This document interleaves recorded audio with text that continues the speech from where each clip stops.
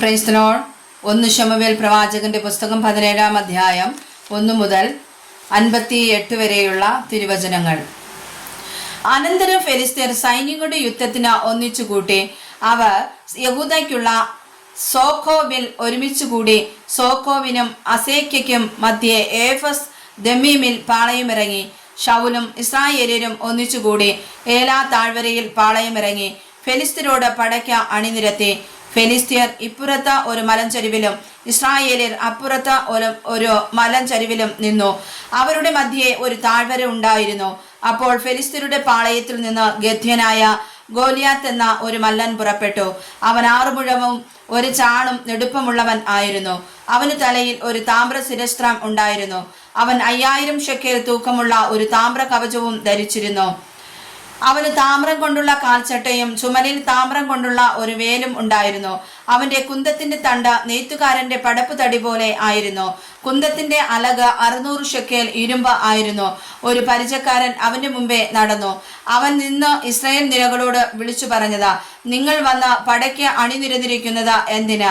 ഞാൻ ഫെലിസ്തീനും നിങ്ങൾ ശൗലിന്റെ സേവകരും അല്ലയോ? നിങ്ങൾ ഒരുത്തനെ തിരഞ്ഞെടുത്തു കൊള്ളുവിൻ, അവൻ എൻ്റെ അടുക്കൽ ഇറങ്ങി വരട്ടെ. അവൻ എന്നോട് അംഗം പൊരുതി എന്നെ കൊല്ലുവാൻ പ്രാപ്തനായാൽ ഞങ്ങൾ നിങ്ങൾക്ക് അടിമകളാകാം. ഞാൻ അവനെ ജയിച്ചു കൊന്നാൽ നിങ്ങൾ ഞങ്ങൾക്ക് അടിമകളായി ഞങ്ങളെ സേവിക്കണം. ഫെലിസ്ത്യൻ പിന്നെയും, ഞാൻ ഇന്ന് ഇസ്രായേൽ നിരകളെ വെല്ലുവിളിക്കുന്നു, ഞങ്ങൾ തമ്മിൽ അംഗം പൊരുതേണ്ടതിന് ഒരുത്തനെ വിട്ടുതരുവിൻ എന്ന് പറഞ്ഞു. ഫെലിസ്ത്യന്റെ ഈ വാക്കുകൾ ശൗലും എല്ലാ ഇസ്രായേലിലും കേട്ടപ്പോൾ ഭ്രമിച്ച ഏറ്റവും ഭയപ്പെട്ടു. എന്നാൽ ദാവീദ് യഹൂദയിലെ ബെത്ലഹേമിൽ ഇശായി എന്നു പേരുള്ള ഒരു എഫ്രാത്യന്റെ മകൻ ആയിരുന്നു. ഇശായിക്ക് 8 മക്കൾ ഉണ്ടായിരുന്നു. അവൻ ശൗലിന്റെ കാലത്ത് വയസ്സു ചെന്ന വൃദ്ധനായിരുന്നു. ഇശായിയുടെ മൂത്ത മക്കൾ മൂവരും പുറപ്പെട്ട് ശൗലിന്റെ കൂടെ യുദ്ധത്തിന് ചെന്നിരുന്നു. യുദ്ധത്തിന് പോയ 3 മക്കൾ ആദ്യജാതൻ ഏലിയാബും അവന്റെ അനുജൻ അബീനാദാബും മൂന്നാമത്തവൻ ഷമ്മയും ആയിരുന്നു. ദാവീദോ എല്ലാവരിലും ഇളയവൻ. മൂത്തവർ മൂവരും ശൗലിന്റെ കൂടെ പോയിരുന്നു. ദാവീദ് ശൗലിന്റെ അടുക്കൽ നിന്ന് തന്റെ അപ്പന്റെ ആടുകളെ മേയ്പ്പാൻ ബെത്ലഹേമിൽ പോയി വരിക പതിവായിരുന്നു. ആ ഫെലിസ്ത്യൻ 40 ദിവസം മുടങ്ങാതെ രാവിലെയും വൈകുന്നേരവും മുമ്പോട്ട് വന്നു നിന്നു.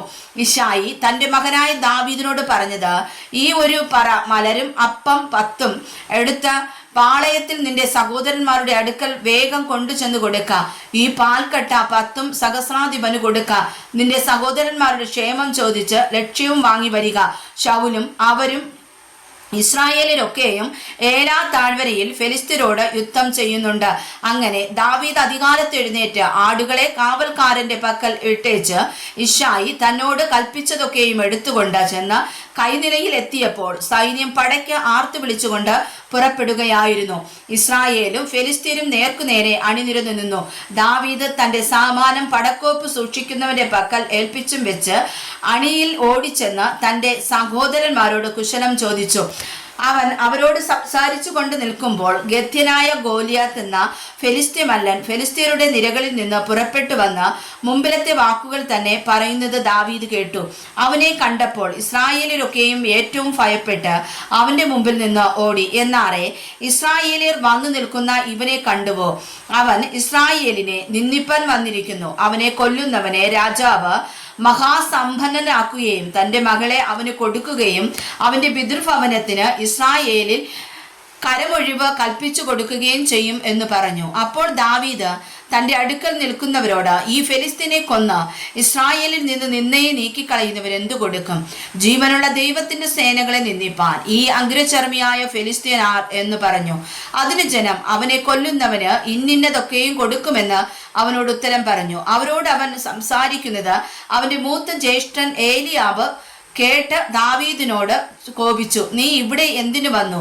മരുഭൂമിയിൽ ആ കുറെ ആടുള്ളത് നീ ആരുടെ പക്കൽ വിട്ടേച്ചു പോന്നു? നിന്റെ അഹങ്കാരവും നികളഭാവവും എനിക്കറിയാം. പട കാണുവാനല്ലേ നീ വന്നത് എന്ന് പറഞ്ഞു. അതിന് ദാവീദ്, ഞാൻ ഇപ്പോൾ എന്തു ചെയ്തു? ഒരു വാക്കല്ലേ പറഞ്ഞുള്ളൂ എന്ന് പറഞ്ഞു. അവനെ വിട്ടുമാറി മറ്റൊരുത്തനോട് അങ്ങനെ തന്നെ ചോദിച്ചു. ജനം മുമ്പിലത്തെ പോലെ തന്നെ ഉത്തരം പറഞ്ഞു. ദാവീദ് പറഞ്ഞ വാക്കുകൾ പരസ്യമായപ്പോൾ ശൗലിനും അറിവ് കിട്ടി. അവനെ വിളിച്ചു വരുത്തി. ദാവീദ് ശൗലിനോട്, ഇവനെ നിമിത്തം ആരും ധൈര്യപ്പെടേണ്ട, അടിയൻ ചെന്ന് ഈ ഫെലിസ്ത്യനോട് അംഗം പൊരുതും എന്ന് പറഞ്ഞു.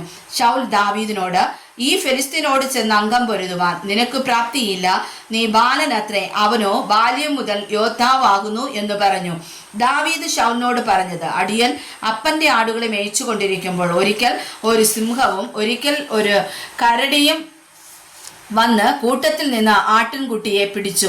ഞാൻ പിന്തുടർന്ന് അതിനെ അടിച്ച് അതിൻ്റെ വായിൽ നിന്ന് ആട്ടിൻകുട്ടിയെ വിടുവിച്ചു. അതെൻ്റെ നേരെ വന്നപ്പോൾ ഞാൻ അതിനെ താടിക്ക് പിടിച്ച് അടിച്ചു കൊന്നു. ഇങ്ങനെ അടിയൻ സിംഹത്തെയും കരടിയെയും കൊന്നു. ഈ അഗ്രചർമ്മിയായ ഫെലിസ്ത്യൻ ജീവനുള്ള ദൈവത്തിന്റെ സൈന്യത്തെ നിന്ദിച്ചിരിക്കൊണ്ട് അവനും അവയിൽ ഒന്നിനെ പോലെ ആകും.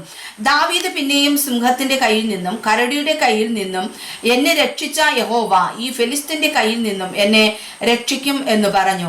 ശൗൽ ദാവീദിനോട്, ചെല്ലുക, യഹോവ നിന്നോട് കൂടെ ഇരിക്കും എന്ന് പറഞ്ഞു. ശൗൽ തന്റെ പടയങ്കി ദാവീദിനെ ധരിപ്പിച്ച് അവന്റെ തലയിൽ താമ്ര ശിരസ്ത്രം വെച്ചു. അവന്റെ കവചവും അവനെ ഇടിവിച്ചു. പടയങ്കിമേൽ അവന്റെ വാളും കെട്ടി ദാവീദ് നടപ്പാൻ നോക്കി. എന്നാൽ അവന് ശീലമില്ലായിരുന്നു. ദാവീദ് ശൗലിനോട്, ഞാൻ ശീലിച്ചിട്ടില്ലാകയാൽ ഇവ ധരിച്ചുകൊണ്ട് നടപ്പാൻ എനിക്ക് കഴിയുകയില്ല എന്ന് പറഞ്ഞ് അവയെ ഊരിവെച്ചു. പിന്നെ അവൻ തൻ്റെ വടി എടുത്തു തോട്ടിൽ നിന്ന് മിനുസമുള്ള 5 കല്ലും തിരഞ്ഞെടുത്ത് ഇടയസഞ്ചിയായ പൊക്കണത്തിലിട്ടു. കയ്യിൽ കവിണയുമായി ഫെലിസ്ത്യനോടടുത്തു. ഫെലിസ്ത്യനും ദാവീദിനോടടുത്തു. പരിചക്കാരനും അവന്റെ മുമ്പേ നടന്നു. ഫെലിസ്ത്യൻ നോക്കി ദാവീദിനെ കണ്ടപ്പോൾ അവനെ നിന്ദിച്ചു. അവൻ തീരെ ബാലനും പവിഴനിറമുള്ളവനും കോമളരൂപനും ആയിരുന്നു. ഫെലിസ്ത്യൻ ദാവീദിനോട്, നീ വടികളുമായി എൻ്റെ നേരെ വരുവാൻ ഞാൻ നായോ എന്ന് ചോദിച്ചു. തന്റെ ദേവന്മാരുടെ നാമം ചൊല്ലി ദാവീദിനെ ശപിച്ചു. ഫെലിസ്ത്യൻ പിന്നെയും ദാവീദിനോട്, ഇങ്ങോട്ട് വാ, ഞാൻ നിന്റെ മാംസം ആകാശത്തിലെ പക്ഷികൾക്കും കാട്ടിലെ മൃഗങ്ങൾക്കും ഇരയാക്കുന്നുണ്ട് എന്ന് പറഞ്ഞു.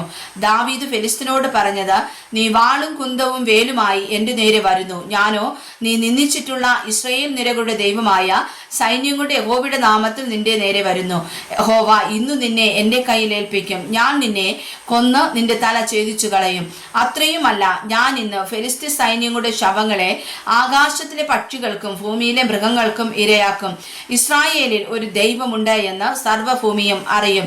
യഹോവ വാൾ കൊണ്ടും കുന്തം കൊണ്ടുമല്ല രക്ഷിക്കുന്നത് എന്ന് ഈ സംഘമെല്ലാം അറിവാൻ ഇടവരും. യുദ്ധം യഹോവയ്ക്കുള്ളത്, അവൻ നിങ്ങളെ ഞങ്ങളുടെ കയ്യിൽ ഏൽപ്പിച്ചു തരും.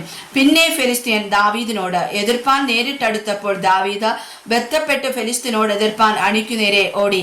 ദാവീദ് സഞ്ചിയിൽ കൈയിട്ട് ഒരു കല്ലെടുത്തു, കവിണയിൽ വെച്ച് വീശി ഫെലിസ്ത്യന്റെ നെറ്റിക്ക് എറിഞ്ഞു. കല്ല് അവന്റെ നെറ്റിയിൽ കൊണ്ടുപതിഞ്ഞു.